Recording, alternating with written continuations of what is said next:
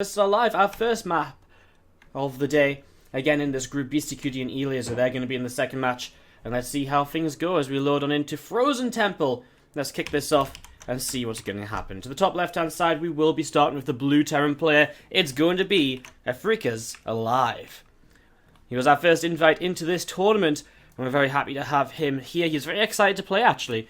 He was saying to me, like, hey, let's play. He was, I think it was we cast in Late Cup or something, and he messaged me. He was like, "Hey, dude, Wardi open? It sounds good." And I was like, "Yeah, man." And he was like, "Can I play?" I was like, "Well, there's qualifiers, but you know what? We need some more Terrans. So if you want to play, you're in." And he was like, "I'd love to." So we're very happy to have aLive here, and really interested to see how he does today. It's not an easy group. BCQD, aLive, very good players. Socke as well did very good in the group stages. Has been doing pretty good in online qualifiers lately as well.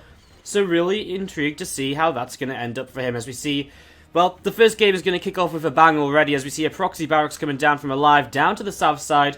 So proxy rack's going to come in over here, and we do just see a probe heading in towards the upper left. So we're going to see a probe heading towards the upper left, and we're just going to be seeing that scouting here early, and of course we'll identify the lack of a barracks in the main base. So Socke going to recognize some aggression in the very early stages of this PVT, and we'll see what his response to this will be. He comes in, sees no racks, and already seeing no racks kind of up until this point is pretty strange. I mean, it could just be hidden to the right side, but I think it's safe to just assume a proxy for the most part. He's actually going to keep that probe around. He'll keep on scouting with it and look to see what the follow-up will be as aLive comes in. Look as though he's about to build a factory almost straight away here. He is only on one gas, so aLive has a lot of things he could do. He actually has on a second barrack, so he's going to commit to a lot of aggression with this as the proxy ripper starts up on the other side. So proxy ripper starting up right now. I'm just going to be seeing this probe from Socke. Well, it will leave, and it will try and come in again just a little bit later on. So see that probe just backing away over to the right-hand side, and down to the bottom left corner, we'll see the proxy factory coming into play as well. So this really is aLive from the start of this game, going to be playing super aggressive as Socke. But he's going to hide this probe over here. We'll see what he makes with that shortly. He is going to proxy a pylon, so maybe some kind of proxy Stargate tech or something along those lines to come in. As we do see in the main base, Zealot swipes away on a Ripper here to begin with. Grenade goes off, and aLive will continue to batter away at some of these probes and just see what sort of damage he can get done. So just looking for some damage right now. Mothership core on the way out as the Reaper comes in, picks off another probe. Again, it really is some good damage done right now. And actually, a second probe going to go down as well, I think. Oh, there's the Adept. He doesn't actually... Oh, he is going to get the kill with the grenade. That's really nice. And he is going to get out with the Reaper as well. Still waiting to see what it is off the pylon. It's going to be a Stargate. Proxy Stargate on the way. That's interesting as we see the factory is finished and the starport begins to build. This Rax is actually going to lift up. The Reaper's going to back away from the Adepts. You're going to see a bunker coming down on the low ground with another, well, reactor building on this barracks.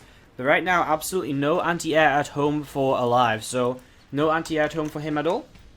As we see these two Reapers going to be moving forwards once again, looking to see what they can get up to. We do see the Mothership core, though, finds this SCV to the left side now, and so we are going to be seeing something rather interesting, which is the starport will be cancelled, and that is going to be problematic. Widowmine's building, but obviously it's not even in that close a position to just walk Widowmines forwards with, so this is somewhat interesting. This Mothership core will take a little bit of damage here, though, to the Widowmine, and won't die. In fact, it gets away. Wow, okay, that's pretty nice. Again, oh, well, that's a little bit painful. We're going to see now this the Stargate going to be found by the Reapers. He's going to start working his way down through this pylon. I don't think he gets there, even with two Reapers before this Oracle gets out. Actually, it's going to be pretty close. It's going to be closer than I thought it would be. Another couple grenades. The shields have gone on the pylon now. I actually think it's going to go down. Okay, it's actually going to be really close, right? I mean, we're 8 seconds away with Corona Boost on it as well. To help out another grenade or two. It's going to go down, and so this Oracle isn't going to come out. And so far in this game, we've seen both players being denied Stargate air-based units. We've seen a Stargate being shut down now. We saw the starport being cancelled.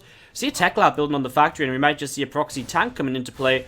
This probe looking to come back in, build another pylon. He's going to build a couple pylons. He is going to get those down. The probe will fall. And, well, that Reaper, those two Reapers, if aLive's paying attention, could actually maybe get that pylon killed.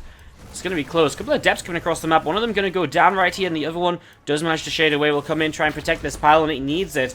I mean, he only needs it to come up for a few seconds, and it looks as though it will anyway. The Adept coming in, and actually that Adept is low. Oh no, the pylon's out of range! Oh, that's a big pain for Socke here. I mean, he should have Oracle building right now. He loses the Adept as well. Oh man, that is painful, because now aLive can just commit everything across the map here. He actually builds a Cyclone off the factory, which he's proxied down to this lower left-hand side. And man, this is just... Well, I mean, it's been a disaster from both players at different points of the game, but overall now, Socke doesn't really have much to work with. This Widowmine's actually picked up a couple kills. Observer coming out to clean that up here as, again, the Reaper's just going to be left to keep working his way through this, and, well, Medevac will start to unload up in the main. We see the Cyclone is probably going to get a lift up as well. Not quite the range on a Medevac lift up as the Warp Prism, but there we go, lifts up, and, I mean, the Immortal, the Robo Facility, going to be a good start. I mean, even getting the Mothership Core would be huge here, of course. These Stalkers are close to these Marines as well, and, well, the Stalker's going to go down, the Mothership Core's falling, and Time Warp comes in, which is something, but at the same time, it's not really what you want at this point. Cyclone will pull away, another Stalker warps in, but it's just not really enough. 3 gates are up here from Socke. It doesn't really seem to be enough at all. We're going to be seeing the probes just coming forwards. The Cyclone going to have to lift and just position itself elsewhere momentarily. Stalker still being pushed away. We see the Immortal come in. He's going to target down that Cyclone. And the probe's just going to back away in the corner of the map here. Marine's going to keep on moving forwards, and we are going to be seeing this Immortal taking on a little bit more damage. It is continuing to go down, but it's still going to be alive here in the back. Liberator coming in, though. I think the reality is there's just going to be too many units here eventually from our Terran player. That being said, the Liberator will go down. Cyclone's still moving around with low health. A few more Marines coming in as well. He is starting to get his way through this. The Cyclone did get rid of the Immortal, though, and the Liberator helping as well. A couple of Reapers coming in. I mean, as fast as he can, getting rid of these probes now. The more probes he kills, the better. And Socke down to 6 workers, 12 supply overall. This isn't looking great for him as he'll might go around these Stalkers. Just try to stay in this. Maybe have a little bit of a think as to how he's going to change things up as we head into our second map, which will be on New Gettysburg. GG and aLive takes game number 1 of this best of 5. We'll be going into this, and let's introduce our players. Game 2 of this best of 5 to the bottom left is going to be our Teal Protoss player. It is going to be Socke. He qualified through the second qualifier of the Wardi Open. It was great to see him playing, and he played really well in that qualifier as well. He beat Sleep 3 games to 0 to qualify in the qualifying match, which is great to see. And to the bottom right hand side, our blue Terran player from Africa, it is aLive. And again, dual tournament format, which means basically the group is like a double elimination tournament where the top 2 finishes, the top 2 finishes go through. So kind of the winner bracket finally, the winner bracket winner gets to qualify to the next round, and the loser bracket winner goes to the next round as well. So basically a 4-player double elim bracket, but it's kind of a group stage as well. It is the group stage because it's a group of 4. It doesn't make sense to sort of talk about them as brackets. It's just a good way to quickly explain it if you're unfamiliar with the format. So we are going to be seeing here early on probably a bit of a different opening. We already just see Rax Gas out of aLive. Obviously, big difference is his barracks is going to be built in his base. And we might just see both players expanding up to a going up into a natural nice and quickly this time around here. Again, it was a bit of an interesting last game. I mean, the starport got cancelled. I actually really feel as though if Socke had actually got that Oracle out, the game would have been so different. It keeps so much of aLive's army at home. And if aLive's army is kept at home, Socke doesn't die to that attack, he maybe picks off probes, and he has an expansion up over aLive as well, and that does become a big deal. So that would have been pretty sweet. As we do see the probe just nibbling away, backing off, and we're going to see the command center coming down. And again, it's actually going to be a reactor in production initially, which is why aLive keeps this SCV on the low ground just for a little while longer. Thank you very much, Mjolki. 15 months in a row on the resub. Mjolki is now, I think she's our 3rd or 4th, longest sub. Thank you very much, Mjolki, for the resub once again. Let's show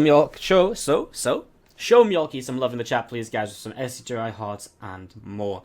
And again, don't forget to let us know what you think of the Wardi Open, and don't forget to spread the word as well. Get on Twitter, get on Reddit, let people know that we're live with Wardi Open Group A. Let them know we've got aLive, Socke, BCQD, and eLaser. It's a pretty sick group. And let's see how many viewers we can get today. We peaked at about 1.3k in the qualifiers for Qualifier 4. So let's see how far we can go with that. As Corvus hits us up for a 2-month resub as well. Thank you very much, Corvus. Appreciate it. We're actually doing great. 400 viewers in the first 15 minutes of the stream. We're doing pretty darn good already, guys. So again, thank you for joining us. And again, hope you enjoy the evening with us here. Starting a little bit earlier than usual because it is best of 5 groups. We do have a Korean player, of course, in the group as well. Tomorrow we're going to be starting at actually 2 p.m. CEST because Base Trader running a balance test map tournament in the evening. So we're going to try and avoid Base Trade as much as possible. So we start a bit earlier tomorrow. Sunday we'll be back to 6 p.m. CEST. And on Tuesday we'll be on 6 p.m. CEST start time as well for Group D. So that's all that's going on as we just set up here. On to New Gettysburg. We haven't really talked much about the openings. Both players basically set up with an expansion. Well, I think the interesting thing with Socke is a Robo, but without a Twilight at all just yet. So not using, going into Blink straight away or anything like that. just getting an observer out, and you did imagine, actually, with just a robo, he'd probably invest into a warp prism as well, just to start harassing. I think 9 times out of 10, a warp prism is going to be a worthwhile investment in the early stages of a TvP to harass with, get some damage done, and just to keep your opponent pinned back and busy in the early stages. So we're just going to be seeing that mothership core sat overhead from Socke, and Stimpack starts up from aLive. So his opening here has been a little bit different. It's going to be that double racks opening, which allows him, he goes into a Cyclone initially, but then goes into the second racks and Stim, which just allows him to play a bit more aggressively with a bio follow-up here in the near future. Probably as 2 Medivacs pop out, his Stim will be about to finish, and then he'll head across the map and try and get some damage done. So we'll keep our eyes open for that from aLive. We see an observe on the way out of this robot facility now, and we are going to be seeing this warp prism coming out as well. So potential damage on the map here. Let's see what exactly Socke can get done with it. Let's see how well aLive is going to be able to defend. So this warp prism starting to move over to the right hand side. Stalkers and an Adept as well coming through the bottom side, and obviously some pressure will be applied here in the very near future. Marine's just going to be joining together down on the natural expansion. I'm just going to be seeing a few Stalkers warping in as well. So a few Stalkers warping in. Actually, this Pyre Depot comes down to try and buy some time, but he does see this attack coming, which is a good start. He actually has plenty of Marines. He actually, from his starport now, builds a Liberator, which is a little bit interesting. Cyclone will come down as well. We'll lock onto an Adept here. Does actually get that taken down. SCVs will start to stream in for aLive. He really does just want to try and minimize the damage he takes here, so losing some SCVs is okay for him as long as he holds steadily, because once he holds initially, the follow-ups don't do as much damage, whereas if he loses too much army now, continued warpings just become such a problem for him. So aLive pulling a few SCVs, it's better to lose 7 SCVs than to lose the game, as we see the third expansion down from Socke, and that is coming up right now. So taking a third behind this Twilight, and a Forge also on the way up, as these Adepts will not commit, and Socke just going to back away. I mean, this from aLive is, it would have been a lot easier to hold if he'd gone for like a tank-based opening rather than the double racks earlier Stimpack sort of playstyle. So this is sort of one of the weaknesses of his opening in some ways. But at the same time, I mean, he's, deflected it nicely anyways, and now he does have a faster Stimpack to attack with, and, there's benefits as well for aLive in the sense that, Socke, this actually cost Socke a little bit to do as well, he didn't just get to do this for free, he didn't have a Twilight Council until very late, so he doesn't have Blink yet. His Resonating Glaives has only just started now. So there's definitely negatives from Socke's point of view from going for this sort of aggressive opening with just gateway units early in the game anyways. Liberator will come across the top side right now from aLive, so just have a little bit of a look to see what's going to be going on. And we're just going to be seeing these Stalkers moving forwards from Socke, or coming back home I should say, rather than moving forwards, and just coming back home and looking to see what they can get up to. We have aLive continue to just collect together with bio units, probably will wait for at least combat shields before he does commit to an attack now. And just for a few more Medivacs as well, and he has 1 out. Actually, cutting Medivac production, you can see his gas is sort of stacking up as he hasn't made Medivacs for a little while. So cutting his Medivac production for a few moments here as the Liberator comes in towards the third base, going to siege up on this mineral line, and we are going to see some probes starting to go down. So probes starting to fall, and 4 of them getting killed off there. Marine will move forwards right now from aLive as well. So Marine just going to be moving forwards. We still see the Warp Prism on the map. I like this from Socke. He says, well, you know what, you're so aware of the Warp Prism right now that I'm not just going to fly in here immediately. By the way, there's a sneaky Widow Mine beneath this Cyclone in case he tries to drop on top of it. He'll get punished for it. So, yeah, I mean, basically at this point in time, what we see is Socke just waiting and saying, okay, you're aware of this Warp Prism. Well, you know what? I'm just going to wait until maybe you're not as aware. Maybe you've forgotten about it. Because it's more likely to do damage then than a little bit later. Alright, so we're going to be seeing these Marines Marauders continue to join up together. Turret coming out the front, and there's the third command center starting to float off over into position as well. aLive now set up onto all 5 barracks, and he really is into his mid-game production here, as is Socke. Now, with his third base up and running, he's going to be adding on probably a few extra gateways if he hasn't already. How many is he on? 8. So he's pretty much there, and he's actually getting ready to maybe even think of a 4th base sort of soon. Doesn't need it straight away here, but in the next couple of minutes, I was just thinking this pylon's coming down early, but maybe just get him some vision of any sort of drop player coming through the left side of the map, which is, well, it makes a lot of sense as well. It's a good place to look, because on this map, there's actually very few locations you can drop on. Obviously, around the main base is going to be one of those, but the mothership core is positioned here. And the other positions kind of come down this side into the third. I guess, obviously, you can drop off in the front and then run up, but generally, your main army is going to be designed to deal with that. So, it's just a little bit of extra vision. It just gives them a bit of a pre-warning. I guess maybe this Liberator coming back in, or maybe some Medivacs as the game continues. Blink going to be finishing shortly from Socke, and so he is finally going to get set up onto his Twilight upgrades, which makes his Gateway army as strong as it's going to be. And of course, I mean, other upgrades like +1 attack and armor will keep rolling on in. Actually, the upgrade's a little bit in favour of aLive right now, that +1 armor finish, but he hasn't started 2-2 yet. He does have an armory down, so it's just a matter of him realising that 2-2 hasn't started. Once he starts those up, I mean, he has the minerals and the gas, and in fact, there he goes, starts those up. So he will maintain a little bit of an upgrade lead here, but not too much. It'll just be the armor upgrade, as you can see. The second forge has been added by Socke as well. And that's just on the way up. These forges a little bit to the right-hand side of the main base, which does get me a little bit concerned. This is a lovely position to drop in from the Terran. Obviously, the Mothership Core is going to protect here initially, but if continued drops come in, and if he finds a way to get in and get rid of the Mothership Core, then forges are going to go down so quickly, and that's going to be some very quickly denied upgrades. So I'm not too worried, because he is very well defended, knowing that is one of the very likely places for a drop to come into. But at the same time, it's just like, well, why not just build them a little bit further in? Warp Prism gets into the main, but doesn't really do too much. Turret and the Cyclone shut down pretty quickly, and, well, these Adepts aren't even gonna... Well, they're gonna pick off the Cyclone, looks like they will. And he shades one away into the rest of the units here, so... A few workers killed as we actually see some Adepts into the third base as well. 5, 6, 7, 8... He could have maybe got a couple more there with some better target firing, but still 8 workers killed. And it just keeps the Terran pinned back, gives the Terran player thinking, okay, well, you're being aggressive, you're attacking into me. You know, always got to be aware of those attacks. It only takes a few, well, I mean 10 seconds or so for Adepts to clean a mineral line. So if you're not there to respond immediately with your army, if you let those Adepts get into your mineral line initially, that is when things become a little bit troubling, as we're going to be seeing Marines and Marauders just collecting out in towards the middle a little bit here. Liberators are sieged up in the skies. And we're just going to be seeing a couple of Stargates coming down right now from Socke as well. So, a couple of Stargates coming down over here. And just continuing to set on a +2. +2 will be finishing shortly from aLive. And again, he'll look to utilise maybe that +2 armor upgrade advantage over his opponent. I mean, actually, you'll be surprised how much faster these Adepts fall when they're behind an armor upgrade to the attack upgrade of the Terran player. So, let's see how this is going to go as we see him moving forward. These Liberators have to be careful, of course. Doesn't want to get those attacked by the Stalkers. As actually we see, this turns into a little bit of a bad fight from Socke, where, ooh, the Widow Mines are going to burrow right underneath him. He gets rid of the majority of them. In fact, not a single Widow Mine ends up going off.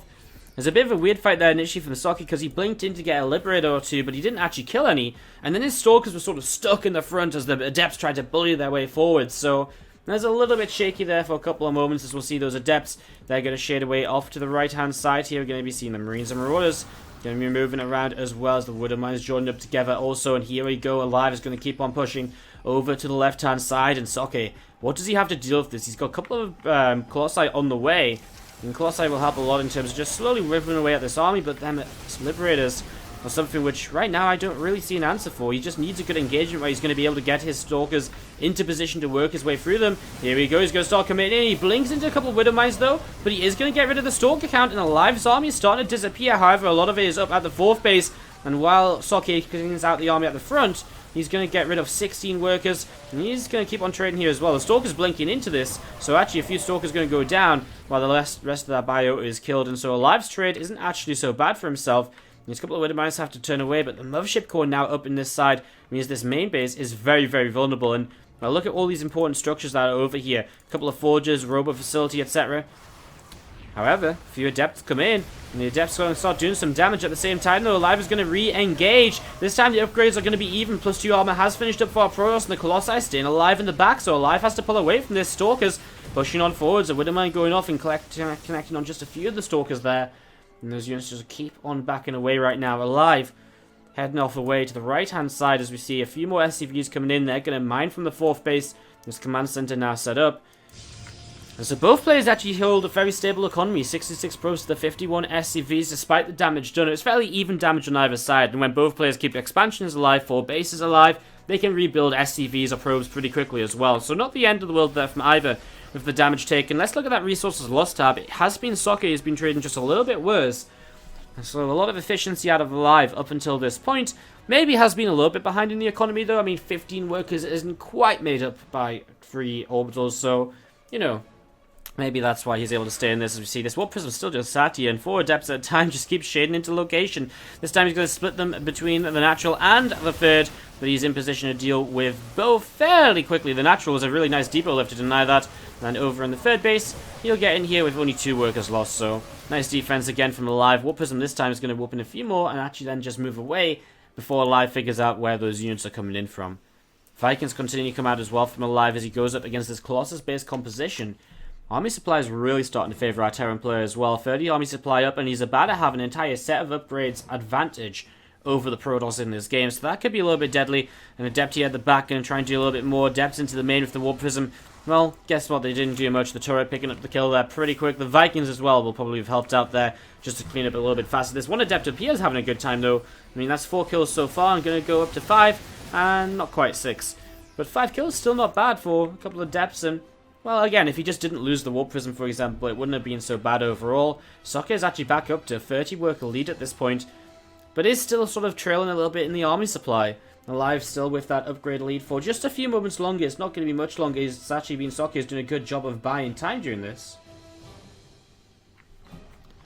As we're going to be seeing these units collecting together towards the top.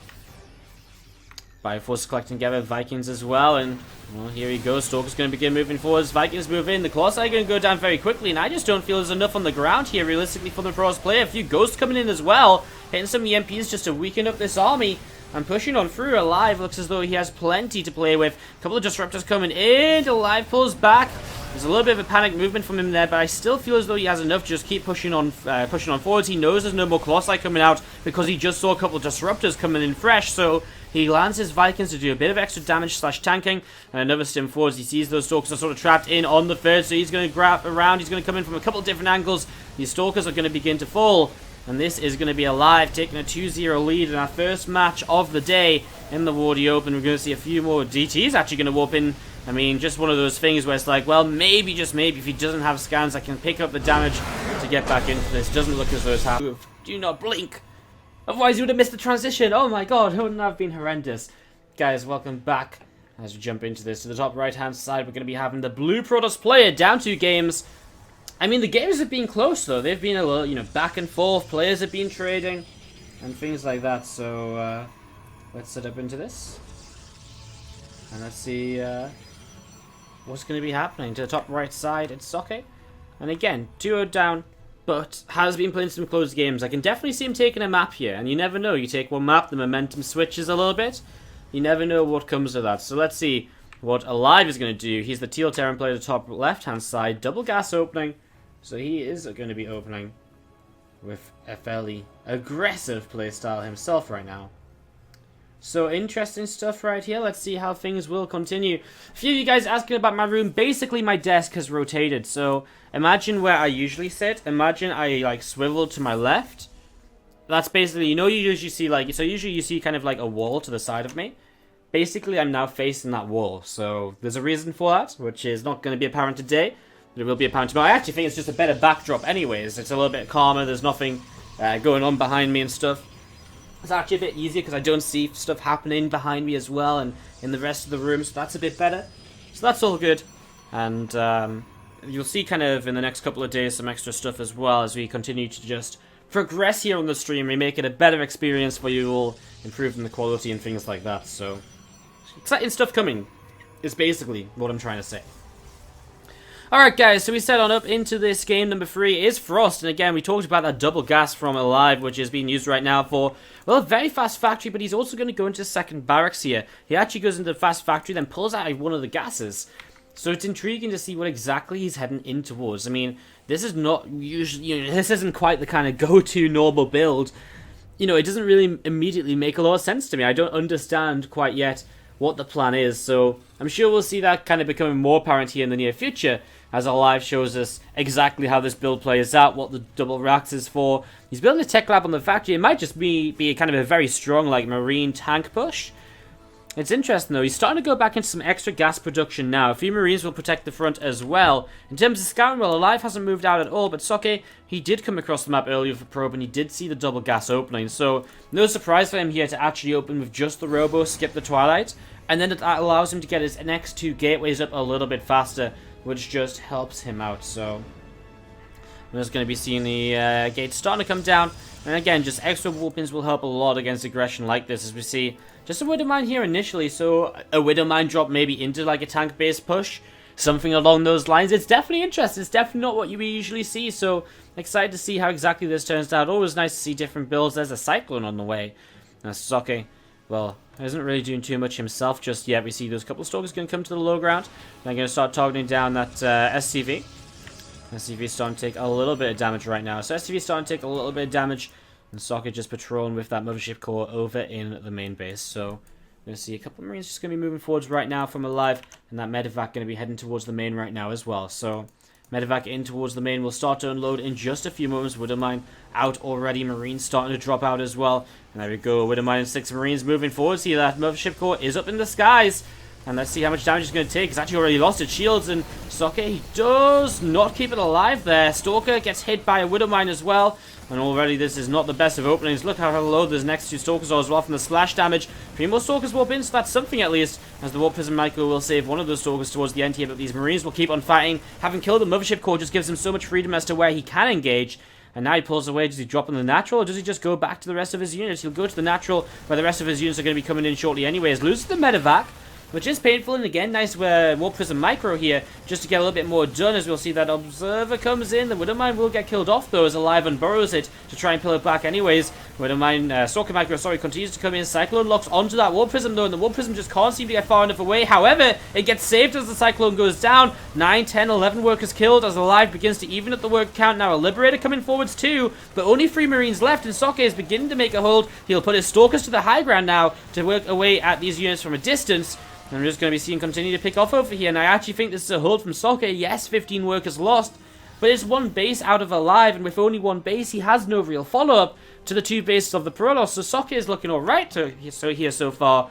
As we're going to be seeing that Liberator going to come to the top side as well right now. Have a look to see what is going on. Liberator starts to fight the Warp Prism. Take a little bit more damage there. Those Stalkers will start to move forwards and get a bit more onto that Liberator right now. Marines pushing forwards once again here. Immortal will take a little bit of damage. And there's a couple of Stalkers starting to come in. So there's a couple of Stalkers starting to come in. And Immortal being added. I'm just going to be seeing, well, extra gates added on. Siege Tank being added.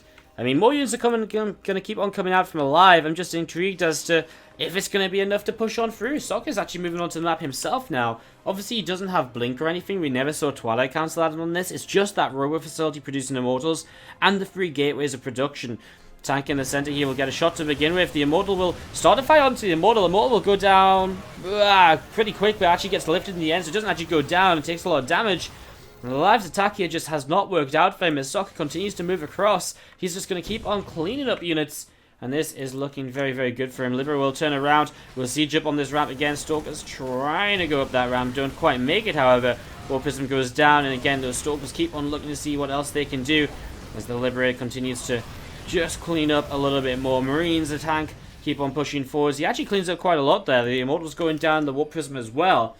And Socke just have to pull back for a moment or two, but still maintains a lead where he's ahead on workers, ahead by a base. He's got more mortars making. He can still produce off of 3 gateways quite happily.